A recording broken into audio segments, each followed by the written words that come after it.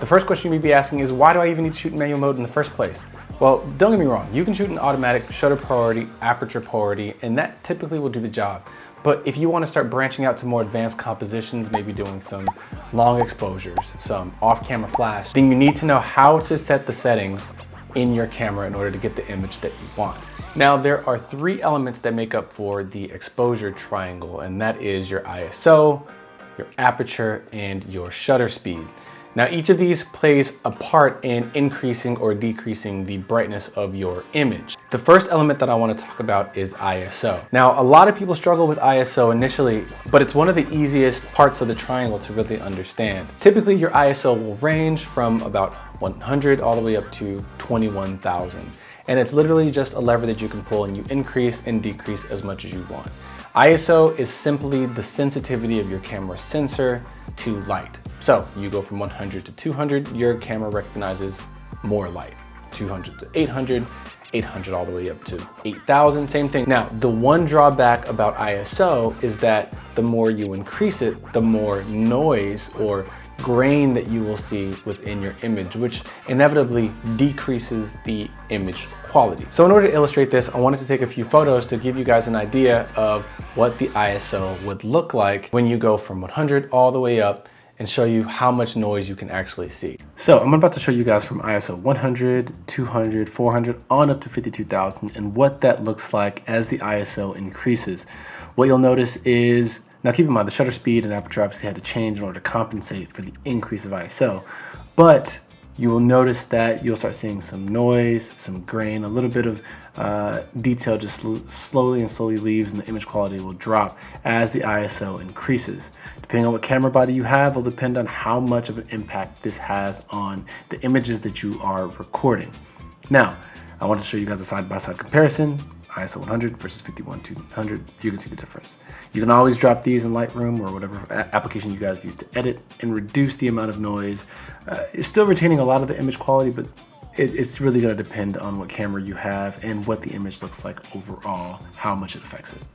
So now that we understand ISO, let's move on to aperture. This is where you get that creamy-licious, bokeh-licious depth of field in your photos. So what is your aperture? Your aperture is the opening within your camera lens that determines how much light can come in and actually hit your camera sensor. Aperture can be a little hard to understand initially because it's written in f-stops, right? You got f1.4 all the way up to f22, and it's written as a fraction. And so a good way to understand this and kind of visualize it is imagine that f is a 1. And then whatever the stop number is at the bottom is the fraction. So if you're at f2, think of it as like 1/2. That's how big the opening is. And now if you're at f22, that's 1/22. That's a really small fraction, right? And so it's gonna be a small opening, not letting a lot of light in. Now again, the lower your f-stop number, right? f2, the more light comes in, but that also increases the depth of field. Now, aperture is very interesting because the lower the f-stop number, or the smaller the f-stop number, the smaller the depth of field. So if you go all the way down to f2, f1.4, then you'll be looking at a very, very small depth of field. Versus if you're at f22, a really big depth of field. When you start thinking about the kind of photos you're taking, right? If you're taking family photos and there's a big group of people, you may want your f-stop to be a little bigger, right? f8, f10, f12, because you want a larger depth of field, right? You don't want the person standing, right behind or right next to that person to be out of focus. Now, if it's just one person, maybe you're doing detailed shots, some cool portraits, then you'll want to do maybe a lower aperture if you want to blur the background and get really granular in what your photos look like. So to give you an idea of how aperture affects your image, I'm on my 70-200 again. I've got it at f2.8, so my aperture is wide open on this lens. I'm gonna take a shot, and you can see here some really good depth of field here, right? The trees only a foot or two behind these leaves right here are just completely not visible. I'm gonna increase my aperture to about f8, right? And you can see that my shutter speed compensates automatically. I'm gonna turn my ISO up a little bit though, because I don't want the shutter speed to drop too low. But to give you an idea of what the aperture will do, take another shot. As you can see, the leaves behind that leaf are a little bit more visible, right? So the depth of field has increased a little bit more. I'm gonna raise my Aperture again. Only gonna raise my ISO so my shutter speed doesn't have to be too low. Take another shot and you can see pretty much everything is in focus, right?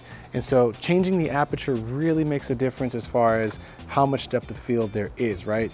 If I go all the way back down, f2.8, you'll see, again, all that creamy bokeh back there, and the depth of field has, again, decreased. The last piece of the triangle is going to be shutter speed. Shutter speed is very straightforward. So basically, there is a shutter in front of your camera that exposes the light for the amount of time that your shutter speed is set to. So if you're at a shutter speed of 1/60th, then your shutter is going to open for 1/60th of a second. So your shutter speed is how fast the shutter opens and closes to expose light to the sensor in your camera. If you have a faster shutter speed, let's say 1/2000th of a second, 1/1000th of a second, that's lightning fast.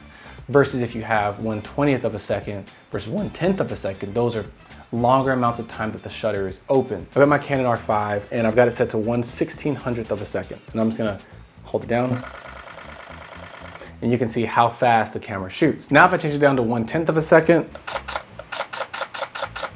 still relatively fast. If you're capturing images, they may be blurry if your subject's moving. You can also go down to, let's say, 1/4 of a second. And that's what that looks like. That's how long those images take to actually capture. All right, so in order to give you guys an idea of how shutter speed works, I've got my camera on a 70-200. I'm zoomed all the way into some trees in my backyard. And you can see my shutter speed here, right? And so I'm going to put it at about 1/60th of a second. I've got it mounted to a tripod. So as far as movement goes, the only movement you're gonna see is from the actual ambient light, right? The wind blowing the trees.